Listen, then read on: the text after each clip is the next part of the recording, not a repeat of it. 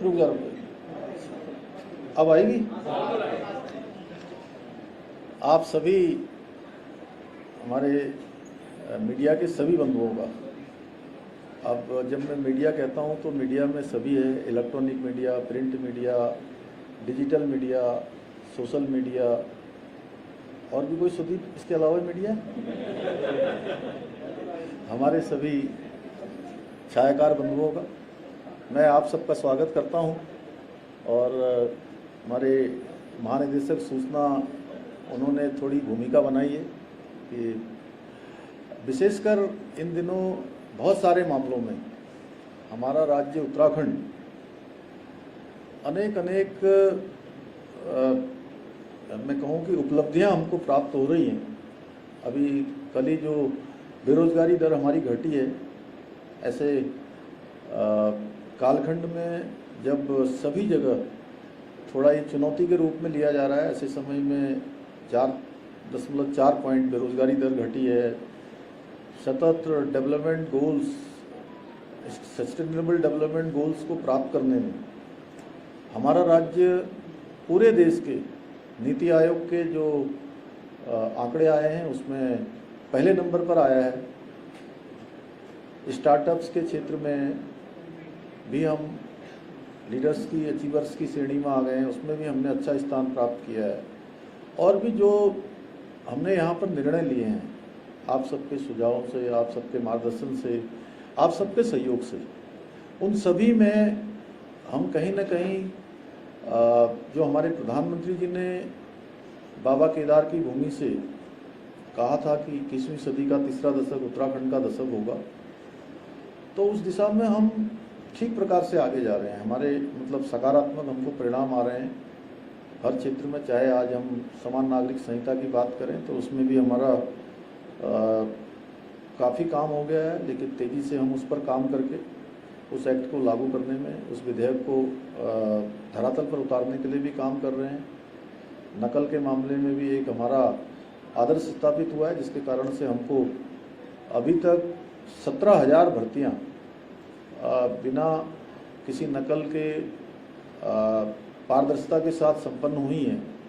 और उनके माँ बाप जो कि अपने बहुत सामान्य स्थितियों में रहकर अपने बेटे बेटियों को पढ़ाते हैं, लिखाते हैं, तैयारियां करवाते हैं, उनके इंटरव्यू इत्यादि आप सब लोगों ने स्वयं देखे हैं। उन प्रतिभागी जो चयन जिनका हुआ है उनका भी देखा है। इसके अतिरिक्त बहुत सारी चुनौतियां हमारे सामने आती रही हैं। वो सब चुनौतियों पर आप सबकी शुभकामनाएं हमेशा रही है, आप सबका सहयोग रहा। तो अभी मैं जो आज विशेष रूप से आपसे बात करने वाला हूं उसमें कि उत्तराखंड के अंदर एक कानून हमारे यहाँ पर प्रचलित है। उसमें जो नगर निकाय क्षेत्र से बाहर है, इसमें 250 वर्ग मीटर भूमि कोई भी बिना अनुमति के खरीद सकता है। एक ऐसा हमारे यहाँ पहले से इस प्रकार का प्रावधान बना हुआ है, लेकिन इसमें संज्ञान में आया है कि ये कानून बनने के बाद बहुत सारे लोगों ने अपने ही परिवार के अलग अलग नामों से कई सारे भूखंड खरीद लिए हैं, जो कि इन प्रावधानों को, जिन उद्देश्यों के साथ इसका प्रावधान किया गया था उसके अंतर्गत नहीं आता है। और हम ऐसी सभी ज़मीनें जो इस प्रकार से खरीदी गई हैं उनका हम विवरण तैयार करा रहे हैं, और ऐसे लोगों के विरुद्ध सख्त कार्रवाई की जाएगी। और जितनी भी ज़मीनें इस प्रकार की निकलेंगी, जिन्होंने जो प्रावधानों के अंतर्गत नहीं आते लेकिन ज़मीनें खरीदी हैं, वो सारी ज़मीनें राज्य सरकार में निहित की जाएंगी। और यह भी संज्ञान में आया है कि 2017 में जो इस कानून में जो बदलाव किए गए थे उसके जो परिणाम हैं वह भी बहुत सकारात्मक नहीं आए। जो पहले क्या था कि शासन स्तर पर उसकी अनुमति दी जाती थी, वो अनुमति जिलाधिकारियों को दे दी गई, और उस जिला जो 12.5 एकड़ जो इसकी अधिकतम सीमा थी वो खत्म कर दी गई थी। ऐसे जो प्रावधान हैं इनकी भी समीक्षा करेंगे और आवश्यक होगा तो इन प्रावधानों को भी समाप्त करेंगे, जिससे कि जो ज़मीनों की खरीद फरोख्त है, ज़मीनों की जो एक लैंड बैंक बनाने का और तमाम प्रकार से उसका दुरुपयोग जो हुआ है, इन सबको रोकना इसके पीछे हेतु है। और जिन लोगों ने भी जिस उद्देश्य से भूमियाँ खरीदी हैं, चाहे वो पर्यटन के लिए, उद्योग लगाने के लिए, निवेश करने के लिए या व्यावसायिक प्रयोजनों के लिए जिन्होंने भूमि खरीदी और उसके बाद उस भूमि का उन्होंने उस प्रयोजन के लिए उपयोग नहीं किया, ऐसी ज़मीनों का भी हम विवरण तैयार करा रहे हैं।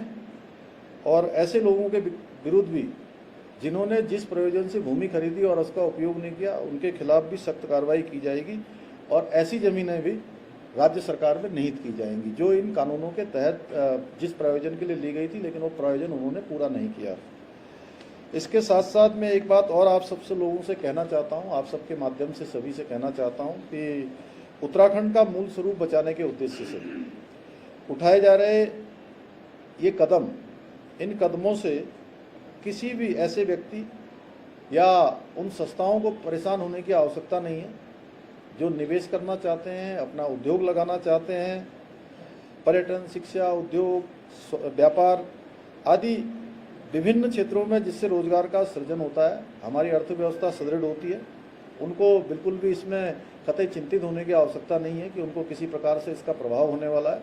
वो काम हम बिल्कुल भी प्रभावित नहीं होने देंगे, क्योंकि हमारी प्राथमिकता है कि निवेश भी हो यहाँ पर्यटन के क्षेत्र में, उद्योग के क्षेत्र में, स्वास्थ्य के क्षेत्र में, शिक्षा के क्षेत्र में। लेकिन जहाँ भी इस प्रकार का दुरुपयोग हुआ है वहाँ पर हम इस पर सख्त कार्रवाई करेंगे। और हमारी सरकार भू कानून है, मूल निवास है, जो ऐसे मुद्दे हैं, इन सभी मुद्दों को लेकर हम हमेशा से संवेदनशील रहे हैं।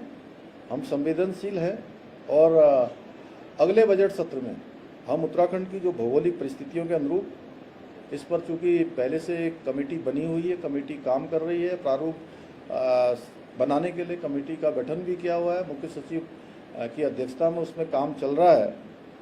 और इसके अनुरूप एक वृहद भू कानून लाने के लिए हम प्रयासरत हैं कि हम इसमें एक भू कानून लाएंगे।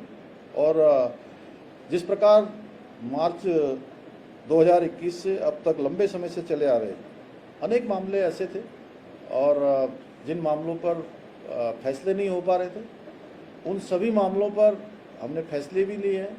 चुनौतीपूर्ण मामले रहे हों, उनका भी निस्तारण किया है, हमारी ही सरकार ने किया है। उसी प्रकार में आप सबके माध्यम से देवभूमि उत्तराखंड की जनता को ये विश्वास दिलाना चाहता हूँ जो उत्तराखंड में है और देश दुनिया के किसी भी कोने में है, हम इस भू कानून के मुद्दे को, इसका भी समाधान हमारी ही सरकार करेगी, इसमें कोई संशय नहीं है। हमारे मन में किसी प्रकार का कोई संदेह भी नहीं है। हम सबकी भावनाओं के अनुरूप, सबकी संभावनाओं के अनुरूप, सारे हमारे पक्षों से वार्ता करने के बाद सभी जो विशेषज्ञ हैं अनेक विषयों के, उन सब का परामर्श लेकर हम इस पर भी काम करेंगे और इस पर भी निर्णय लेंगे।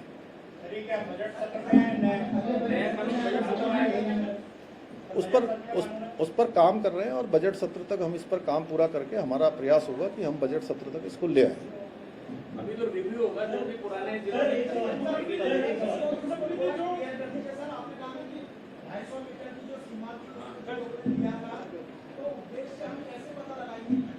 नहीं, वो नहीं, मैं बता रहा हूँ क्या, वो मैं समझ गया। आप थोड़ा सा ऐसा है कि जैसे आप हैं, आपकी धर्मपत्नी है या आपके बच्चे हैं जो कमाते नहीं हैं, जो आपके ऊपर आश्रित हैं, वो आपका परिवार की जो परिभाषा है, और वो परिवार की परिभाषा के अंतर्गत जो लोग आते हैं वो 250 मीटर ले सकते हैं। लेकिन आपने भी लिया है प्लॉट और आपकी पत्नी ने भी लिया है, तो वो इस कानून का उल्लंघन है। एक परिवार में एक परिवार, जो परिवार की परिभाषा जो बनाई गई है कानून बनाते समय, इसी प्रकार से जिन लोगों ने लैंड बैंक बनाया है, लिया तो है कि हम रिजॉर्ट बनाएंगे, हम यहाँ पर निवेश करेंगे, यहाँ पर रोजगार बढ़ाएंगे, पर्यटन के लिए काम करेंगे, शिक्षा के लिए काम करेंगे, उस प्रयोजन का उन्होंने उपयोग नहीं किया है। तो ऐसी भी जो है जांच कर रहे हैं और इसमें भी जो लोग पाए जाएंगे उनके खिलाफ भी जो है कार्रवाई की जाएगी। डेटा है मुख्यमंत्री जी जिससे पता पड़ेगा कितने लोग हैं, वही डेटा ही निकाल रहे हैं। डेटा नहीं, रेवेन्यू डिपार्टमेंट हमारा काम कर रहा है इसमें।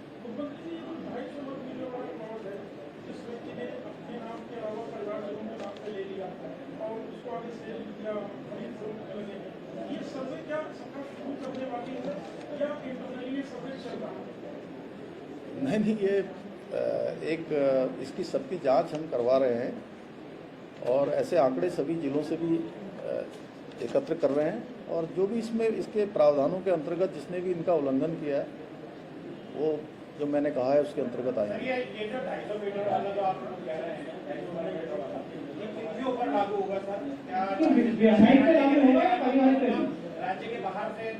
नहीं, आपके लिए नहीं, आपके लिए तो कोई प्रावधान है ही नहीं। आप तो जितना चाहे उतना खरीद सकते हैं। राज्य से बाहर नहीं, नगर निकाय से बाहर के क्षेत्र में।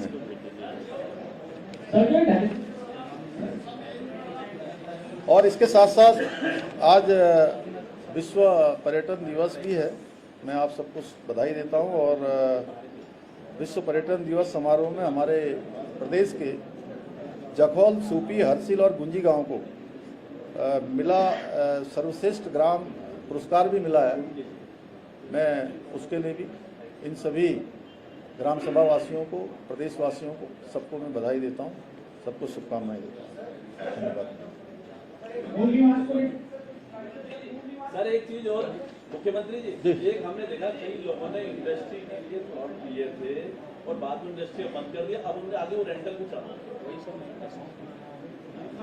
मतलब जिस हेतु ले रहे हैं ना सर, जिसके लिए लिया वही यूज करेंगे। नहीं, देखिए ऐसा है कि मैंने कहा कि जिस प्रयोजन के लिए लिया गया अगर वो प्रयोजन नहीं हो रहा है तो उस पर कार्रवाई होगी। मुख्यमंत्री जी एक बात पूछनी थी मुझे भी कि जो ZAD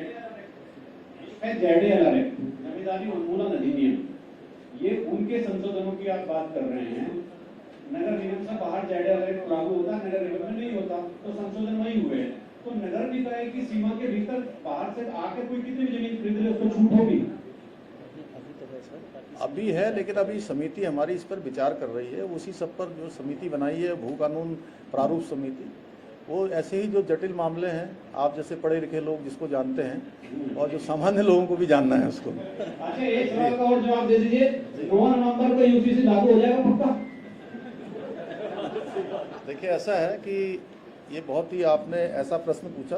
हम लोगों ने ये 9 नवंबर उसकी सीमा तय की हुई थी, लेकिन अभी हमारे जो इस पर काम करने वाले लोग हैं, श्री शत्रुघ्न सिंह जी कमेटी के अध्यक्ष हैं, उसमें बहुत सारे अधिकारीगण हैं और यूसीसी कमेटी के श्री मनु गौड़ जी, श्री सुरेखा जी और हमारे अन्य सदस्य भी, सभी लोग इसके लिए प्रयासरत हैं और सरकारी जो टीम लगी हुई है उनके साथ वह भी लगी है।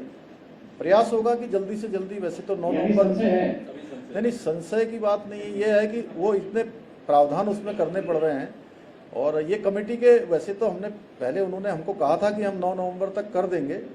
अभी ताज़ा अपडेट, चूँकि दोबारा एक हमारी अभी इसके लिए समीक्षा बैठक हर महीने हो रही है, तो इस महीने की बैठक अभी अक्टूबर माह के प्रथम सप्ताह में होगी, तो उसके बाद स्थिति क्लियर होगी। धन्यवाद।